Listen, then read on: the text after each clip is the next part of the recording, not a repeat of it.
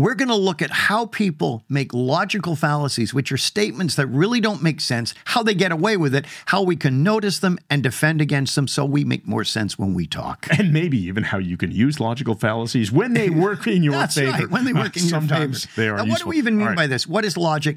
Logic from the Greek logos, it is that which makes sense. You can tell when someone says, that doesn't make any sense, what they mean is it isn't logical. There are not the stepping stones that follow each other in a reasonable and verifiable order. Okay, so like when it gets cold outside, we turn on the fireplace. Makes sense, right? But if somebody says, well, it's cold outside, let's buy a whole bunch of ice. It's cold outside. I'd like to wave this glasses container for a few minutes and see if I feel no logic. better. No logic. Okay. Now, language is at the heart of logic. When I realized this years ago, read it somewhere, I thought, gosh, that's it. Logicians, the people who specialize in logic and getting to the truth in a different situation, whatever they're dealing with, they make a point of using the words that lead the person realistically towards the conclusion, sensibly to the conclusion. Without language, there is no logic because you can't say, well, if this, then this, if you're only allowed to go. That is a really good point. I mean, maybe you could use logic, but you'd have to still have internal dialogue. How are you going to get it to the other person, You can't communicate logic without language. So, yeah, without language, it's only internal, I suppose. Exactly. And even then, it's internal dialogue. And even then, it's internal monologue. But human beings are often illogical, and logic is seldom taught these days in school. Logic is cause and effect thinking. One thought goes to the next, and you follow a reasonable train either deductively or inductively until you get to a conclusion. But logic is important to all of us. Logic enables us to find a sane path through life. Yeah. I like that term. I want to mention, too, years ago, we did a podcast on logical fallacies, and we're going into a bit more depth here. The book that you recommended was called Logically Fallacious, and I think it had something like 500 different logical fallacies in it or some big number. It was a great book.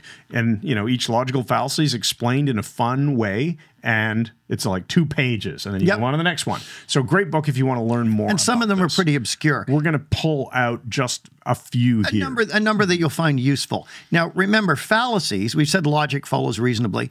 Fallacies are errors in reasoning, in thinking, that undermine logic. They undo it. They're not logical. Like somebody will say, every time I wash my car, it rains. You know, it's a sure well, you must be causing the rain then, you dumb car washer person, you. So this is a classic one called post hoc for short. Post hoc, ergo propter hoc. In other words, B follows A, therefore A caused B. Right. Well, it's just absolutely no reason to accept post hoc, the thing happened, therefore the thing before it caused it. That's right. Yeah. So you don't think that when I was a kid, you say with the sidewalk, oh, step in a crack and you'll break your mother's back. Yeah. That terrified me when I was about 15, 16 years old. Yeah, or no, I was about 5. The good luck charm, you know, I'm going to rub this good luck charm and therefore maybe the Toronto Maple Leafs will win tonight. Oh, yeah. Brian McDowell had a little piece of fluff fiddling with it in his hand watching a Toronto Maple Leafs game. And the Leafs suddenly scored. Yeah. And they scored again and they're getting ahead. And he dropped the fluff. And then the other team scored. And he's on the carpet on his own admission, trying to find the magic piece of fluff. Like, there is no logical connection there. Yeah. I wore my lucky hat. Yeah. Now, unintentional through ignorance. Sometimes people don't realize they're doing this. And ignorant does not mean stupid. Stupid. It means ignorant not knowing. means not knowing. And a lot of people are doing these things not for any kind of malicious reason, but they don't even realize they're being That's ignorant right. in So this. now obviously you have to know your audience, right? So you're not just going to go and get all insulting, especially if it's like, you know, if it's a loved one or something and they're post hoc fallacying, you don't want to be, you're an idiot. You know? No, that's not a good starting point. Never a good idea. And a lot of these fallacies will appeal to people's emotions. And that's very persuasive, but it is called pathos in the Greek, but it's unsound because the emotions around it aren't the logic. They're how you feel about it. Yeah. So you've got to learn to spot these things, and learning will really help. It will stop you being deceived as frequently by other people, and it will help you avoid misleading other people with your own conclusions and thoughts. So recognizing these fallacies strengthens your arguments by ensuring they are based on valid reasoning. They make sense, and that is much more persuasive when something makes sense. I was just going to say it'll make you more persuasive, and you persuaded me that what I was about to say was correct. Brilliant. Now, not all of these fallacies are obvious. Some are glaringly obvious, like, I wash my car and it rained. That's just stupidly ridiculous. But many of these are subtle. It could be something like, I took this pill and I don't get colds. I take this supplement, I don't get colds. You don't actually know that the thing you took there's any causative relationship. Yeah, maybe you took a placebo. Who knows? I heard a guy say that once. He said, "Oh no, I can't go out in the rain. I can't go out in the rain. Every time I go out in the rain, I get a cold or the flu." And the other guy in the room said, "So you're telling me every time you take a shower, you get a cold or flu?" Oh, no, it's only when I'm outside, Mike. Yeah. See, it starts to fall down, but this is worth understanding, right? It is. Now, fallacies can appear in conversations, in debates, in politics, advertisements, and even in our own thoughts. And knowing logical fallacies makes us better communicators and critical thinkers. Critical does not mean you're criticizing the person. It means you're getting the dross and the stupidity and the craziness out of the way, so what you're talking about is the real issue. You're not criticizing, you're critiquing an idea. You're looking not the person. Yeah, you're going after the idea. You're exploring and examining and analyzing the idea for logicality. Is that the word here? Logicalness? It is now. For logical reasoning. All right. Now, to defend against these fallacies, you have to actively listen. You have to logic. be able to. You would just say logic, not logicality. I just realized that's so funny. It works. Logic. Works You're for testing me. it for logic. Yes, thank you. There we go. You've got to actively listen and question assumptions. The false connection. Here's one that I noticed as a kid. Oh. There's a commercial, an Excedrin commercial. Excedrin was for pain. And they said, 5 out of 10 doctors agree, or whatever it was. It was some amount. It said that Excedrin is superior to aspirin for pain other than headache. Okay? Yeah. Then they said, so next time you have a headache, take Excedrin. Well, it's for pain other than headache. Why would I take it for freaking headache? That was a real example.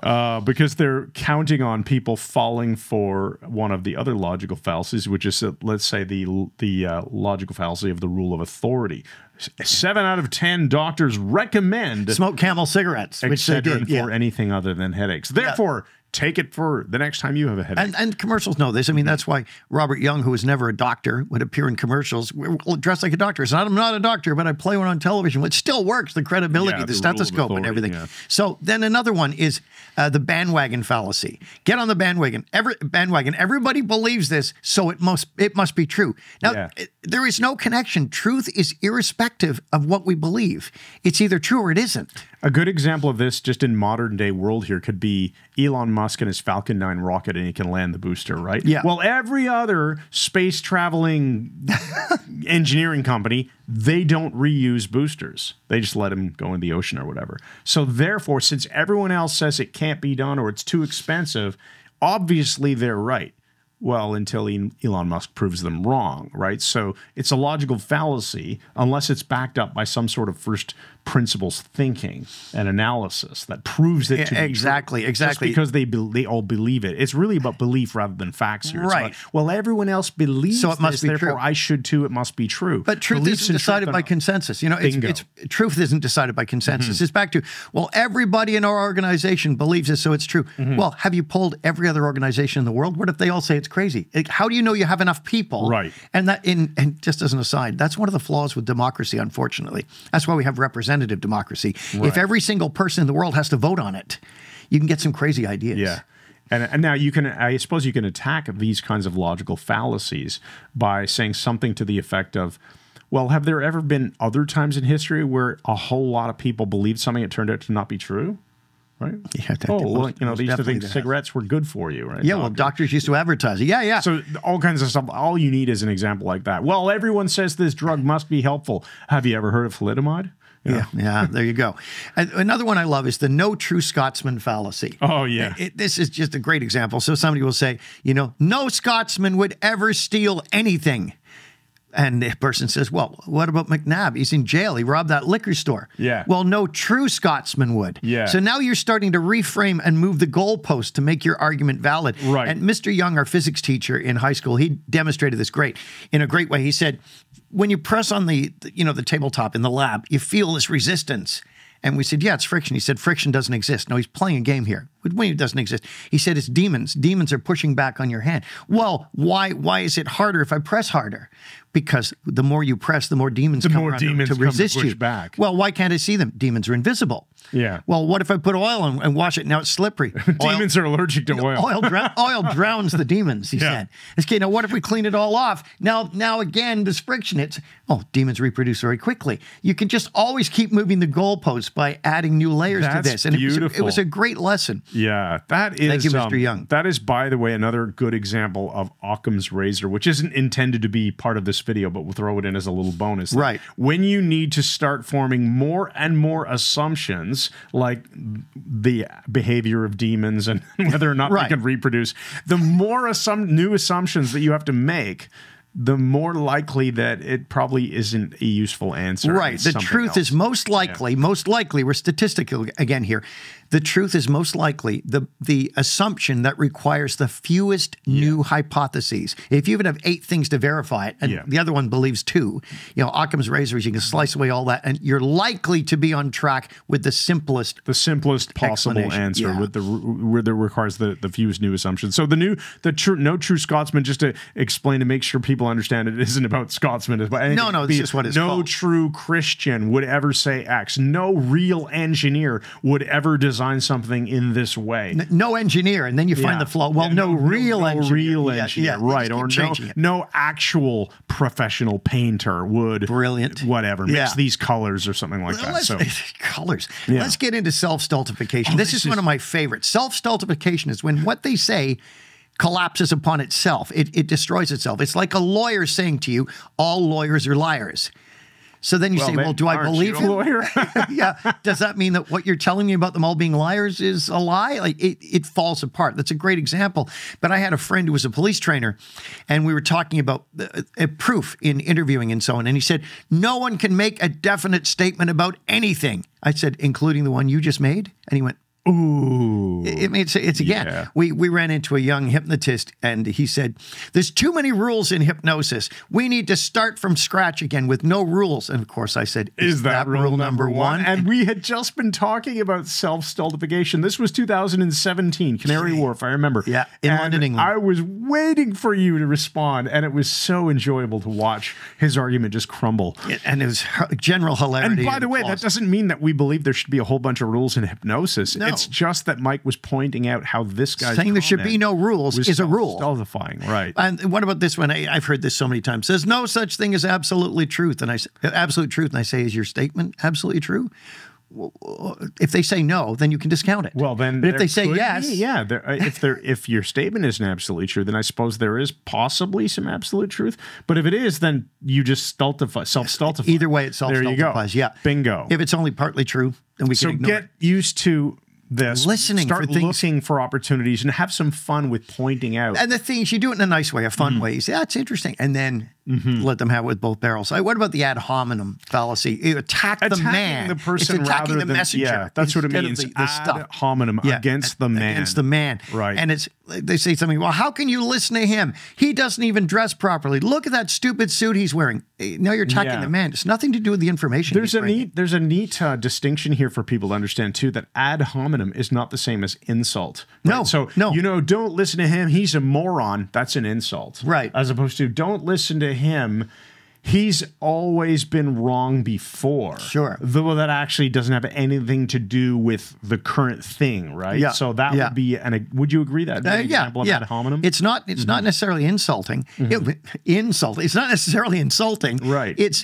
It's attacking the man instead of the argument, putting it on him. Yeah. Like, you don't go to that concert. He thinks U2's a good band. There you go. By the way, I'm just joking. It's my favorite band. Mistake.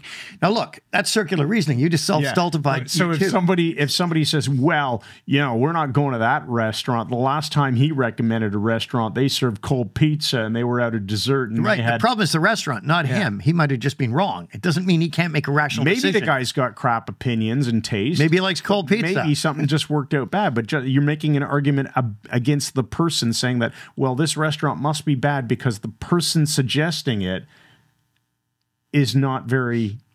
Yes.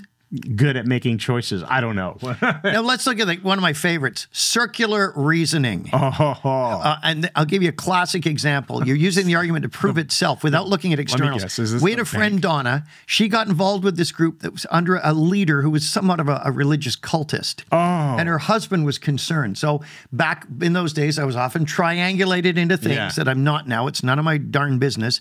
So I sat down with, and she was like all emotional about it and tears. And there's this thing, my friend Les, who's no longer alive, he called it the anointing of tears.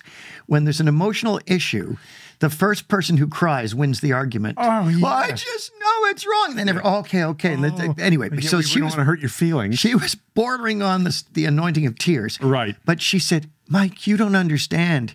He's a great man, a great godly man. And I said, how do you know that? She said, because he said he is. I said, then why should I believe it? She said, because a great godly man wouldn't lie. Like, there you go, circular reasoning. It's a real example. Yeah. What about the argument from silence? Oh, the argument from silence. Okay. It's the CEO wants to fire most of us.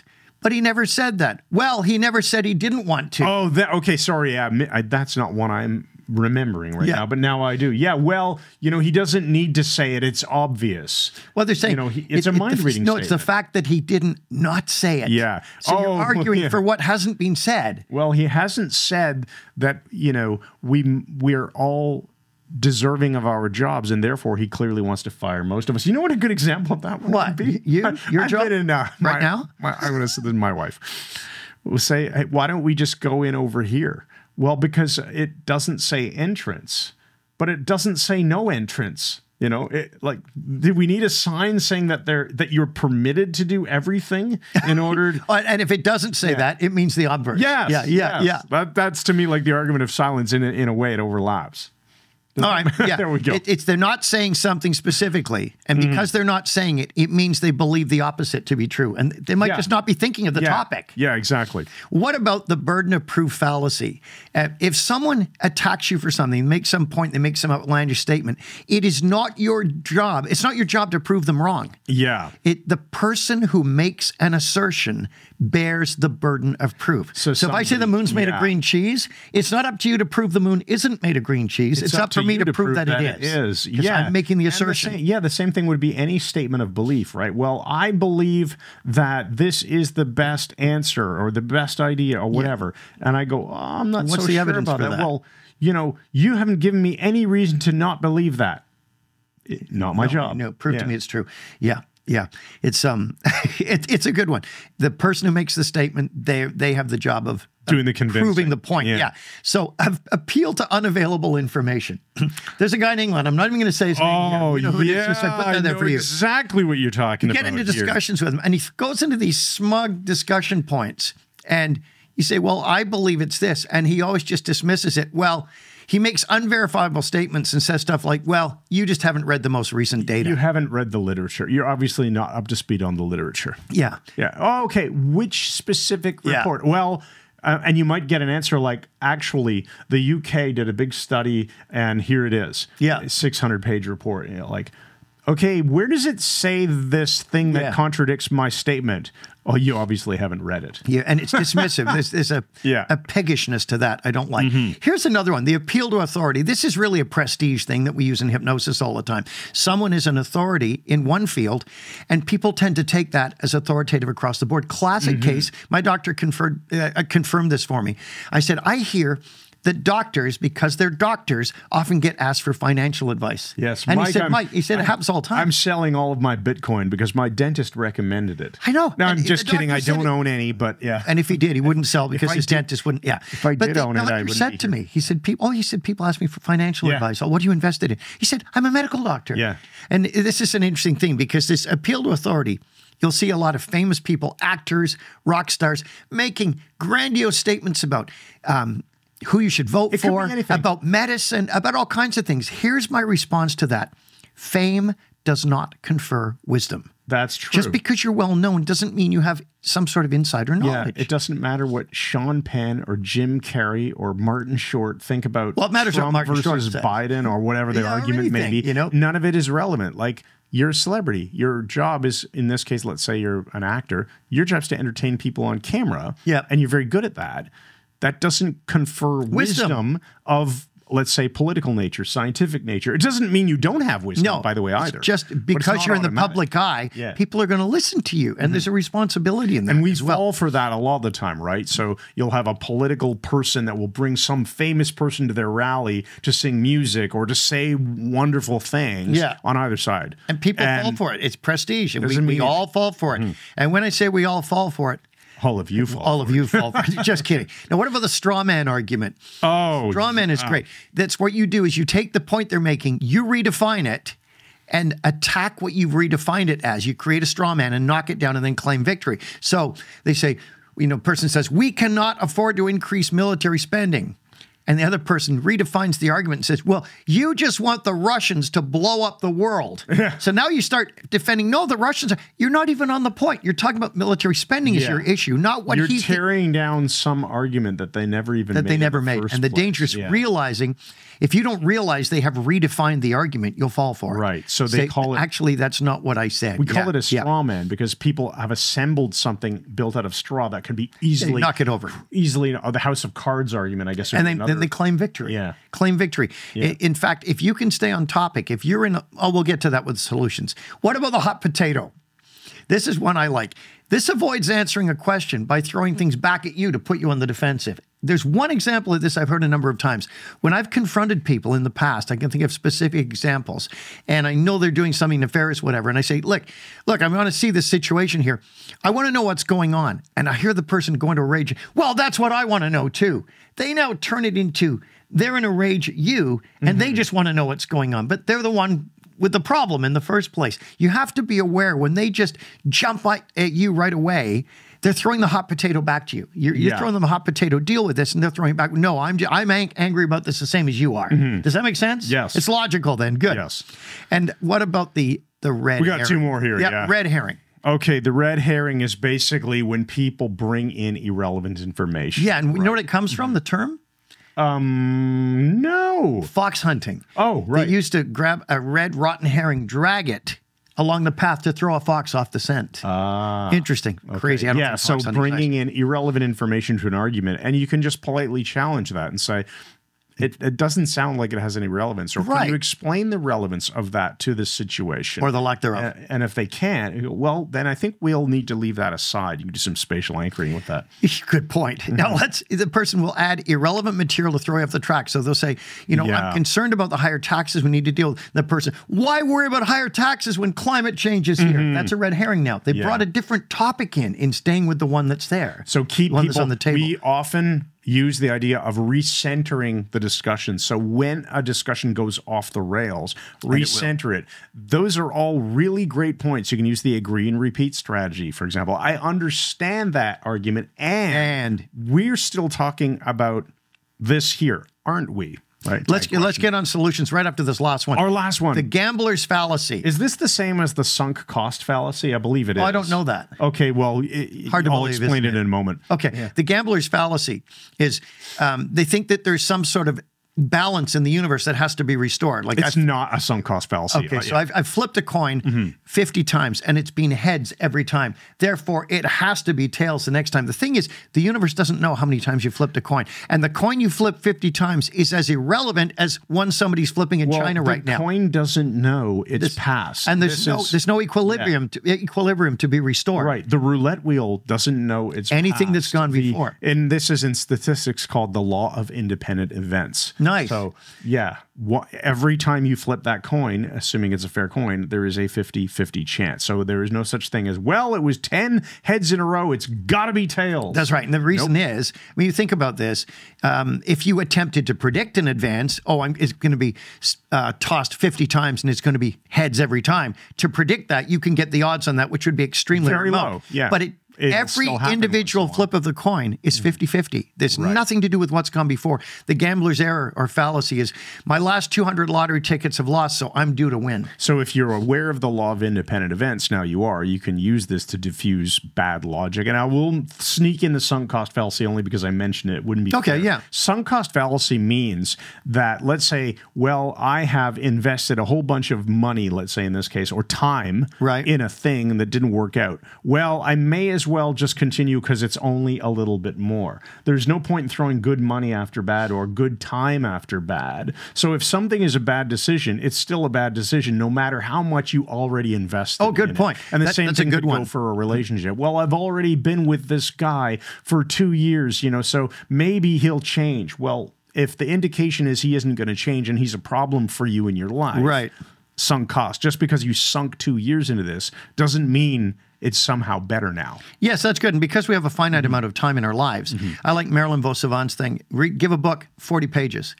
If you read 40 pages and it has not grabbed you, throw it aside, read something else. She said, but same with a movie. Walk out of a movie. Give it time, walk out. Because I've spent the money. She said, you've already wasted your money. Are you going to waste your time now too? Bingo. That's a great Back to the sum cost thing. Just one quick thing. Yeah. I used to know a cab driver in Ajax, Ontario called Webb. He worked at the GO station, would drive me home sometimes. Funny guy, funny jokes.